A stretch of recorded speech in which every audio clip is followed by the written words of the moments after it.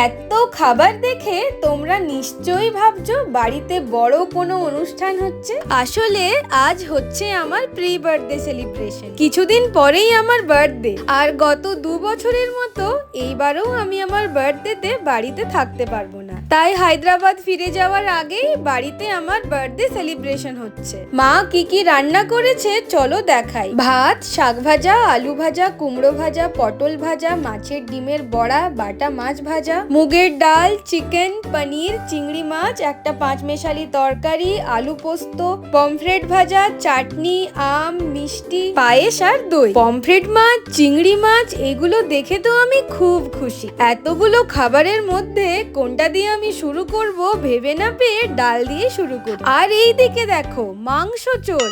মায়ের শুধু একটু দেরি হয়েছে ওকে খাবার দিতে। এত খাবার তো আর আমি একা খেতে পারবো না, ওই হেল্প করুক আমাকে।